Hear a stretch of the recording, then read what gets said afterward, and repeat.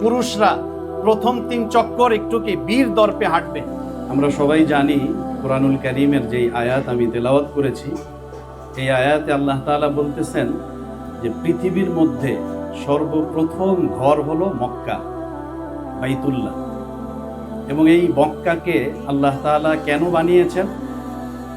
হুদান লিল আলামিন, পুরা বিশ্ববাসীর জন্য হেদায়েতের জরিয়া হিসাবে এই বাইতুল্লাহকে আল্লাহ তাআলা বানিয়েছেন।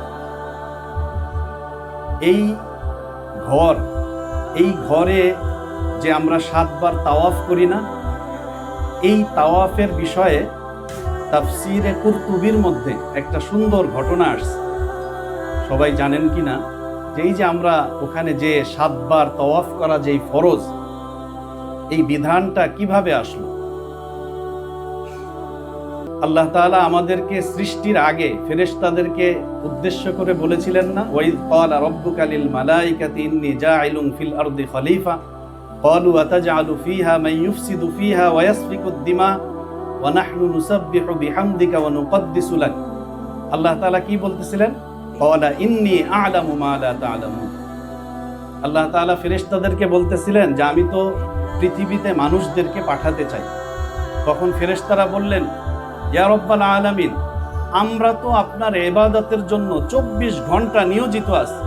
মানুষদেরকে আপনি বানাবেন, মানুষরা তো দুনিয়ায় ফিতনা ফাসাদ সৃষ্টি করবে, গুনাহের কাজে লিপ্ত হবে এবং আপনার অবাধ্য হবে।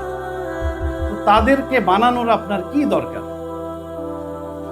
তাফসীরে কুরতুবির মধ্যে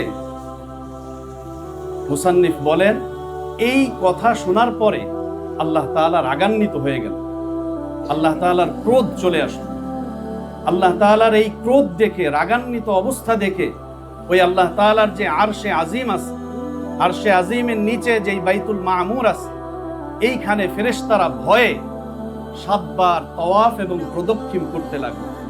এই ফেরেশতাদের 7 বার যেই তাওয়াফ এবং প্রদক্ষিণ করা, এই আমলটা আল্লাহ তাআলার কাছে পছন্দনীয় হয়ে গেল। এরপরে আল্লাহ তাআলা যেই গজব, আল্লাহ তাআলার যে রাগ, এইটা এই 7 বার তাওয়াফের পরে এই ক্রোধটা আল্লাহ তাআলার কি হয়ে গেল? প্রশমিত হলো, কমে গেল। তখন আল্লাহ তাআলা ফেরেশতাদেরকে বললেন যে তোমরা দুনিয়াতে এই আরশে আজিমের নিচে, একেবারে বরাবর নিচে, বাইতুল মামুরের বরাবর নিচে এমন একটা ঘর তৈরি করো, যেই ঘরে আমার বান্দারা, এই যাদেরকে আমরা সৃষ্টি করব, এই বান্দাদেরকে যাতে তারা কোনো গুনাহ করে ফেললে, যাতে তারা আমার অবাধ্য হয়ে ফেললে, শয়তান এবং নফসের ধোকায় পড়ে ফেললে, তারা যদি আমার এই ঘরে এসে 7 বার প্রদক্ষিণ করে, তাহলে আমি আল্লাহ তাআলা আমার রাগকে মুছে তাদের গুনাহ খাতা মাফ করে দেব।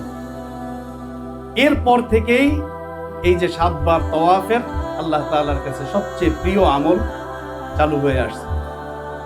এরপরে আমরা একটা হাদিস পড়েছি, সবাই জানি যে হজ এবং উমরার ব্যাপারে আল্লাহ রাসূল সাল্লাল্লাহু আলাইহি ওয়াসাল্লাম বারবার বলতেছেন কি, তাবিউ, মানে একটার পর একটা তুমি হজ এবং উমরা আদায় করো। তা হজ এবং উমরা আদায় করলে স্বাভাবিকভাবে এটা তো বিনা পয়সায় হয় না, শারীরিক পরিশ্রমও আছে, আর্থিক খরচও আছে। কিন্তু আল্লাহ তাআলার এই আল্লাহ রাসূল সাল্লাল্লাহু আলাইহি সাল্লামের এই হাদিসে কি বলতেছেন যে তোমরা হজ এবং উমরা একের পর এক ধারাবাহিকভাবে আদায় করো, তাহলে ফায়দা হলো 2টা।